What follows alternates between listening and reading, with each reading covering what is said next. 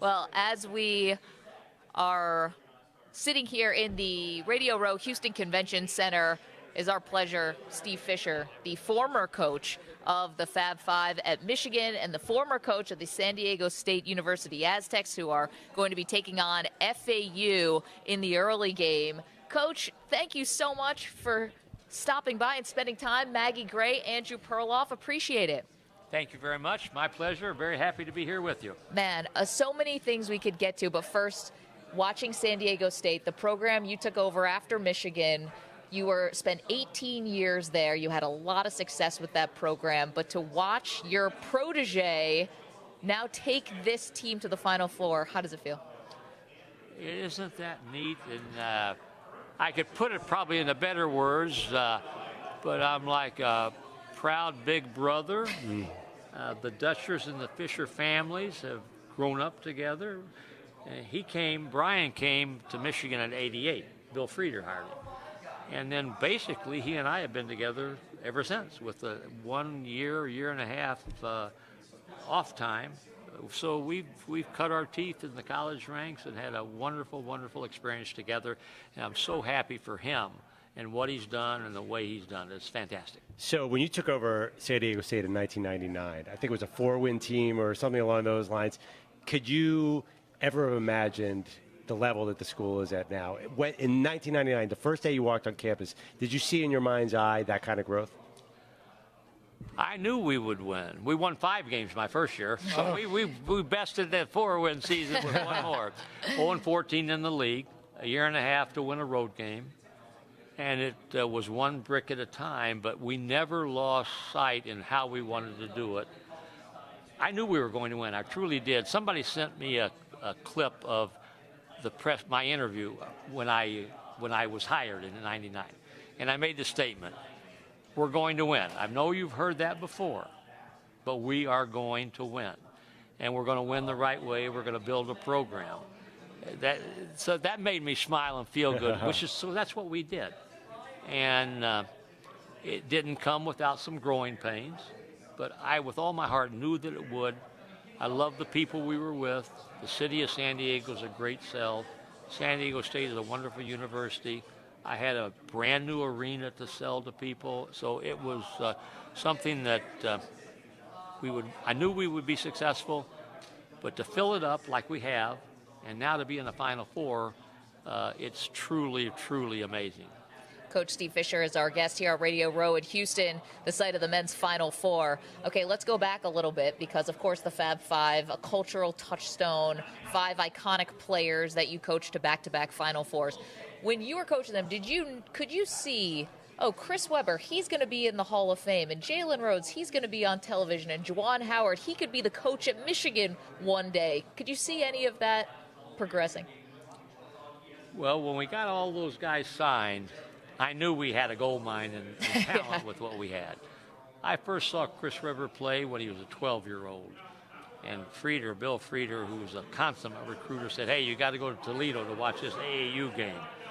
So I went and saw a 12-year-old dunk for the first time. And I said, this guy's pretty good. So it doesn't take a lot to say this guy is going to be a great player. And we put a group together, and I've said Chris is maybe as good a talent as I've ever coached. Jalen is as smart a player as I've ever coached.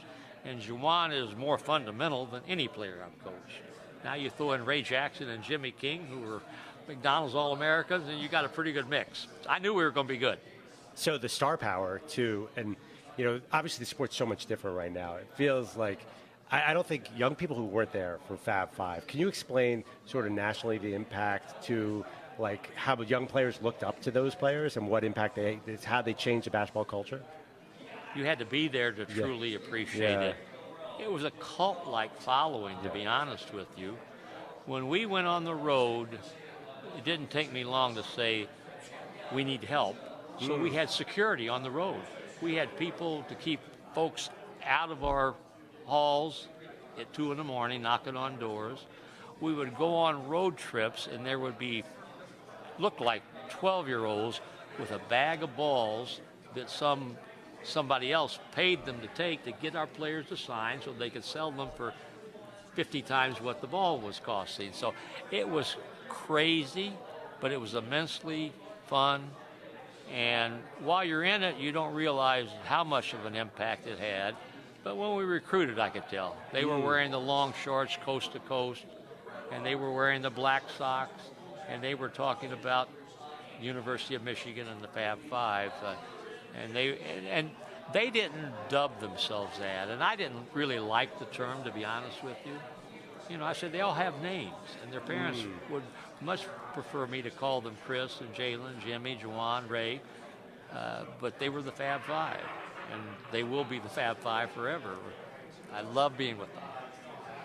At the time, you didn't like the name? Like, were you actively trying to maybe push back against the Fab Five in the moment? Or is that something that comes with hindsight? A little bit, yeah. But I was smart enough to know it ain't going to work. So they're going to be the Fab Five, no matter what. Yeah. And if we don't win, it'll be the bad Fab Five. Oh, no. But they won. And that was an era that nobody went pro after their freshman year. Nobody left high school and went pro. We were playing against 22, 23-year-olds as 18-year-olds. And if you didn't have 3 NBA players on your team, you weren't going to get to a Final Four in all probability. Right. So times have changed. But now we have the 23-year-olds playing on our team. There you go. We've got a veteran team. Well, Steve Fisher is our guest here on Radio Row. I was going to ask you, are we ever going to see something like the Fab Five again? Or this is a new era where, with the transfer portal, you don't really have that same one class coming in together?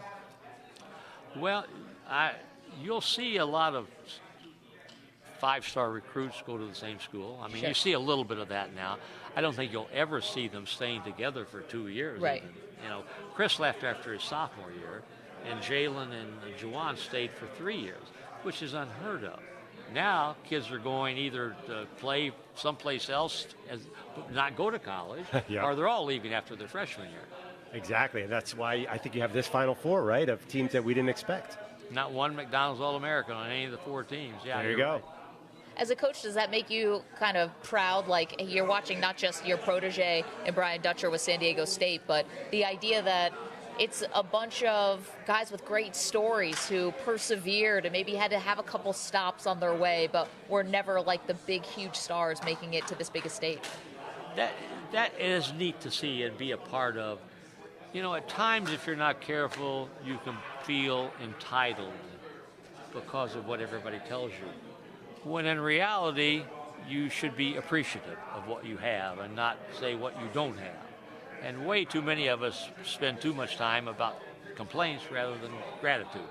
And this group of players that Brian Dutcher has, they have respect and gratitude for where they are, who they're with, what they're doing, and how they're doing it.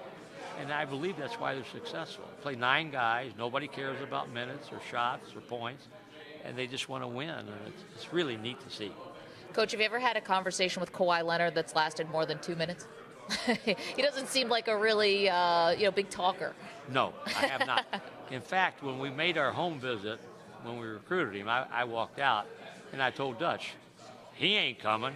He said, what do you mean? He didn't say one word all night.